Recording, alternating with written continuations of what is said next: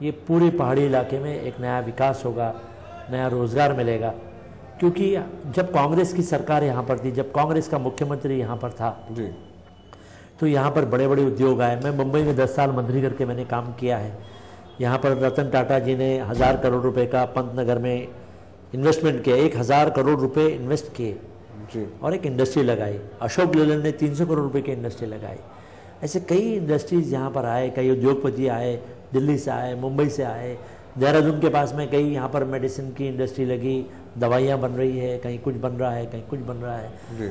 लेकिन unfortunate, very unfortunate कि उत्तराखंड का हम स्थापना दिवस मना रहे हैं, पूरे उत्तराखंड के अंदर में हम जोश से मना रहे हैं, लेकिन ये देखने में आ रहा है कि ये 5 साल की जो सरकार है भारतीय जनता पार्टी की, इन्होंने सिर्फ और सिर्फ धोखा देने का काम किया है।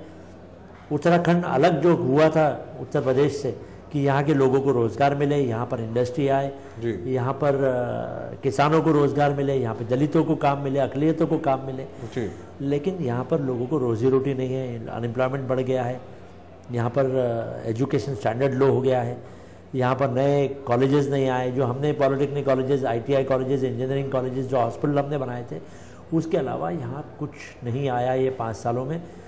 5 सालों में जो हमने 24 घंटे हम बिजली देते थे इस राज्य को, यहाँ पर हाइडल प्रोजेक्ट्स नहीं आए।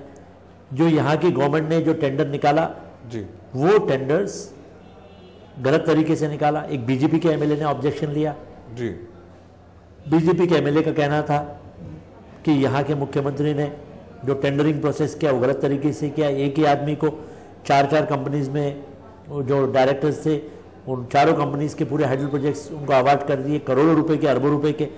यहाँ पहले 24 घंटे किसानों को बिजली मिलती थी, 24 घंटे यहाँ पर घरों में बिजली रहती थी, कॉलेजेस में, हॉस्पिटल में बिजली रहती थी। अब यहाँ पर लोड शेडिंग चालू हो गया है। Very unfortunate. जब हमारे पास में हिमालय यहाँ पर है, हमारे पास गंगा यहाँ पर है, इतना पानी हमारे राज्य के अंदर में रहने के बाद में वो जो पानी बह रहा है उससे बिजली तैयार हो सकती है। हमारा गवर्नमेंट का एक पैसा भी इन्वेस्ट न करते हुए, नॉट अ सिंगल मनी, हम पब्लिक के पैसे से यहाँ इन्वेस्टमेंट कर सकते थे। 5 सालों में इन्होंने एक भी हाइडल प्रोजेक्ट नहीं लाया। यहाँ पर गलत तरीके से टेंडरिंग करने की वजह से कोर्ट ने उसकी इंक्वायरी शुरू की, पूरा टेंडर प्रोसेस रुक गया और एक भी यहाँ पर हाइडल प्रोजेक्ट नहीं आया। अगर वो पैसा यहाँ आता तो हम हिमाचल में जो आज बिजली खरीद रहे हैं, हिमाचल में हमारी बिजली जाती थी, यहाँ से दूसरे राज्यों में बिजली जाती थी, हमारे स्टेट को रेवेन्यू आता था, हमारे स्टेट को कैपिटल मिलता था उत्तराखंड के अंदर में, और उस कैपिटल से जो यहाँ रोड टूट चुके हैं, 5 सालों में एक रोड नहीं बना है, वो रोड्स हम बनाते, नए हॉस्पिटल बनाते, नया कोर्ट बनाते, नए डिस्ट्रिक्ट कोर्ट्स बनाते, नया इंफ्रास्ट्रक्चर तैयार करते, तो एक नया माहौल बनता। हमारे पास में रेवेन्यू कम हो गया। हमारे पास में इन्होंने, मैं जैसे कि आपको बता रहा था कि कांग्रेस के ज़माने में यहाँ पर इंडस्ट्री आई जी, बम्बई से बड़े उद्योगपतियों ने यहाँ ज़मीन लेके रखा था इंडस्ट्रियल एरिया के अंदर में, वो सारा इन्वेस्टमेंट रुक गया जब से ये सरकार आई। वो इसीलिए क्योंकि जब यही मुख्यमंत्री खंडूरी जी यहाँ पर चीफ मिनिस्टर करके लाए गए थे कुछ साल पहले, उनके खंडूरी जी के टेन्योर में जब रतन टाटा, जो टाटा का मालिक है, उन्होंने अपने एग्जीक्यूटिव वाइस प्रेसिडेंट को, एग्जीक्यूटिव डायरेक्टर्स को और पूरी टीम को यहाँ पर भेजा, उनके पास में उनके प्रिंसिपल सेक्रेटरी के साथ में मीटिंग हुई इंडस्ट्री के जी। और वो जब टाइम मांगने गए उत्तराखंड के चीफ मिनिस्टर खंडूरी जी के पास में, खंडूरी जी ने उनसे मिलने के लिए मना कर दिया।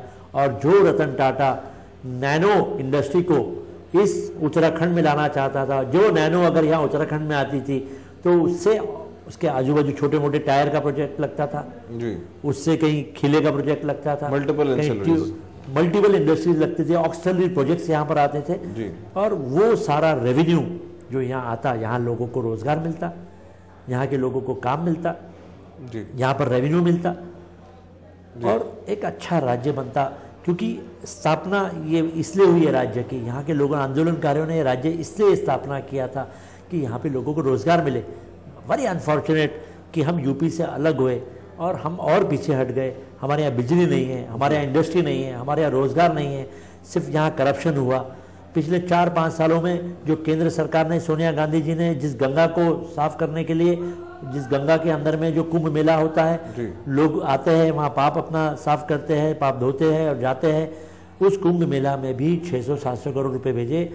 इनका ही ऑडिट रिपोर्ट में ये आया कि 265 करोड़ रुपए इनकी सरकार ने खा गया, इनके चीफ मिनिस्टर ने खा गए, इनके मंत्री खा गए और करोड़ रुपए का भ्रष्टाचार कुंभ मेला में इन्होंने किया। इतने नहीं, कल हम पहाड़ियों पे थे, एक हफ्ता हम पिथौरागढ़ और पूरा इलाका गारसेन, रुद्रप्रयाग, ग्रैंड पूरे लैंडस्लाइड्स देखे, पूरे रोड देखे, एक भी ब्रिज नहीं बना, एक भी रोड अच्छे नहीं बने।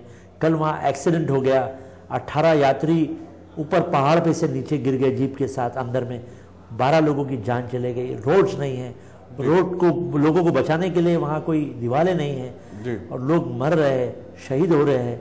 और यहाँ पर जो नेशनल डिजास्टर मैनेजमेंट के लिए 700 करोड़ रुपए भेजा मनमोहन सिंह जी ने सोनिया गांधी के आदेश पर, नेशनल डिजास्टर मैनेजमेंट में आज भी इन्होंने अपनी तिजोरी में पैसा बन के रखा है और उसका ये ब्याज खा रहे हैं। मैं पूछना चाहता हूँ यहाँ के मुख्यमंत्री खंडूरी जी से, यहाँ के चीफ मिनिस्टर साहब से, यहाँ की बीजेपी की सरकार से कि आपने कितना पैसा खर्चा किया, आपने कितने हाइडल प्रोजेक्ट्स यहाँ पर लाए, कितना आपने रेवेन्यू यहाँ पर लाया, कितनी बिजली आपने तैयार की, कितने इंडस्ट्री यहाँ पर आपने लाए, कितने लोगों को एम्प्लॉयमेंट आपने दिया। मैं फकर से कहना चाहता हूँ कि हमारी केंद्र सरकार ने, कल डिफेंस मिनिस्टर एंथोनी साहब यहाँ पर आए थे, उन्होंने कहा